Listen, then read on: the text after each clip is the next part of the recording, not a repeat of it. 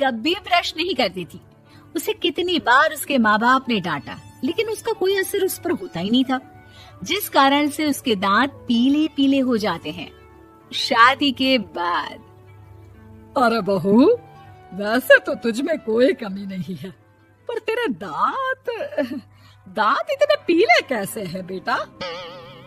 कैसे मतलब? कोई सर्जरी थोड़ी ना कराइए। वो तो क्या नाम, मैं ब्रश नहीं करती थी तो पीले हो गए। अब क्या करूं? आप कहें तो लाल करवा लूं या फिर काले? यार ये क्या है, क्यों माँ से लड़ रही हो? लड़ रही हूँ? अरे मैं लड़ रही हूँ या ये बोल रही है कि दांत पीले है, पीले। अरे तपस्या थोड़ी ना की है इन्हें पीले करने के लिए। बकायदा ब्रश नहीं किया है 20 साल तक, तब जाकर। छी, कैसी बात कर रही हो? ये उस वक्त तो पीले नहीं थे जब हम लोग तुम्हें देखने आए थे। अरे तब साफ करवा लिया होगा डेंटिस्ट के पास जाकर। अब देखो कैसे पीले पीले लग रहे हैं। रंजना सास की तरफ गुस्से से देखती है। फिर शुरू हो गई पीले पीले पीले। अरे पीले तो तब भी थे जब मेरे हाथ का रसगुल्ला उड़ा उड़ा कर खा रही थी और बोल रही थी, लड़की नहीं गुणों का खजाना दे रहे भाई साहब आप। खैर, अब वो लोग करते भी तो क्या करते, पीले दांत वाली बहू पल्ले पड़ी थी तो झेलना तो था ही। एक दिन कीर्तन में रंजना गाना गा रही थी। अरे कमला बहन, माँ का द्वार है, यहाँ तो सब शुद्ध होकर आते हैं, फिर अपनी बहू को ब्रश भी नहीं करवाती तुम। दूर से पीले पीले दांत भक्ति में बाधा उत्पन्न कर रहे हैं। अरे कोई 2 साल की बच्ची थोड़ी ना लेकर आई हूँ मैं बहू बनाकर। अच्छी खासी लड़की है, अरे कैसे करवाऊं ब्रश? ये तो उसे खुद करना चाहिए ना।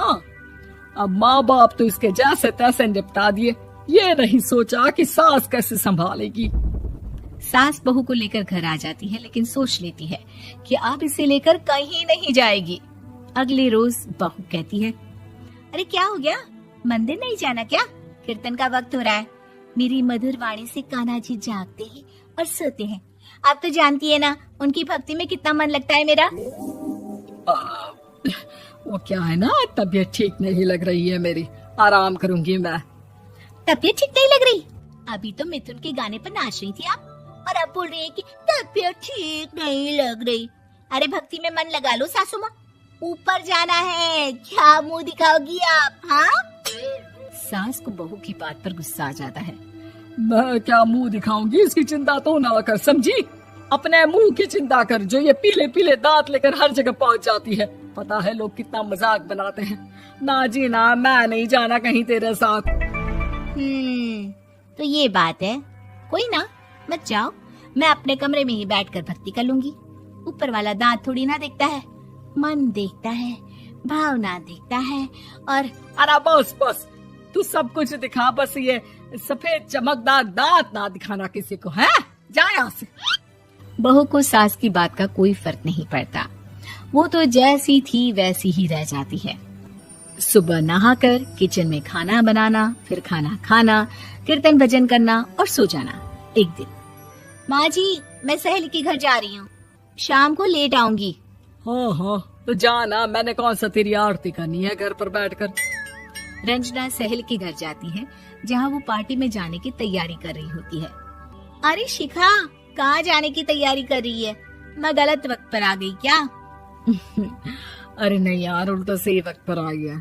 मैंने ये साड़ी और ज्वेलरी निकाली है यार, शाम को इनके ऑफिस की एक पार्टी में जाना है। बताना कैसा लग रहा है ये सब? नहीं यार, इस ड्रेस के साथ तो वो वाली ज्वेलरी अच्छी लगेगी। हाँ हाँ सही बोल रही है, मैंने ध्यान ही नहीं दिया। वैसे तो हमेशा से मस्त फैशन सेंस रखती है। तो बड़ा जाती होगी ना पति के साथ पार्टी में। रंजना कुछ नहीं बोलती, बस सोचती है कि यार काश ये बात सही हो जाती, पर मैं क्यों नहीं जाती पार्टी में? क्या इन लोगों की कोई पार्टी होती नहीं होगी? रंजना घर आती है और रात में पति से सवाल करती है, एक बात बताइए, आप मुझे किसी पार्टी में क्यों नहीं ले जाते? क्या आपके यहाँ ऑफिस में पार्टी नहीं होती? पति बेचारा क्या कहता कि दांत पीले हैं तुम्हारे इसलिए। अरे कोई पार्टी होती नहीं हम लोगों के ऑफिस में, तो कहाँ से लेकर जाऊं?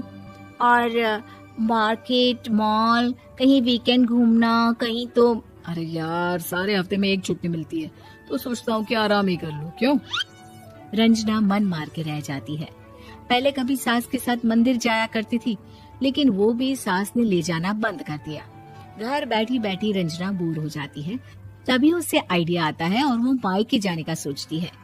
सासू माँ, 2 दिनों के लिए मम्मी के घर जा रही हूँ। अच्छा ठीक है, आराम से जा।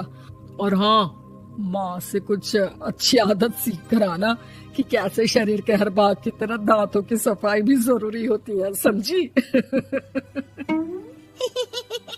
शुरू हो गई ना आप। वो लोग आपकी तरह नहीं है कि छोटी छोटी बात का बतंगड़ बना दे। उन लोगों के लिए मैं मायने रखती हूँ, ना कि मेरे पीले पीले दांत।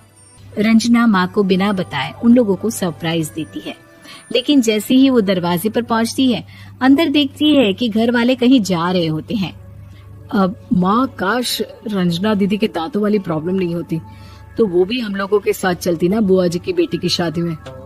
हाँ बेटा, लेकिन अब उसे कौन समझाए कि उसको उसके पीले दांत नहीं दिखते, लेकिन उसके आसपास के लोगों को कितना एम्बैरेसिंग फील कराते हैं।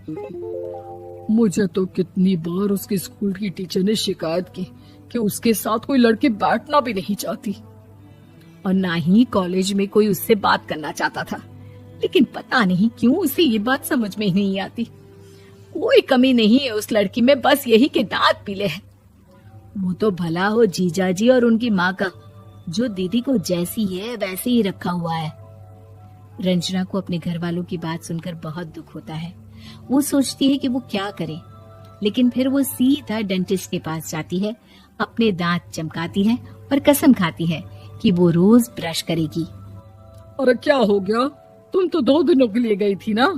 पर कोई ना, अच्छा है, चलो आ गई तो। रंजना सास के सामने आकर खड़ी हो जाती है और पूरी स्माइल करती है, उसके चमकदार दांतों को दिखाती हुई। हैं? चले मंदिर।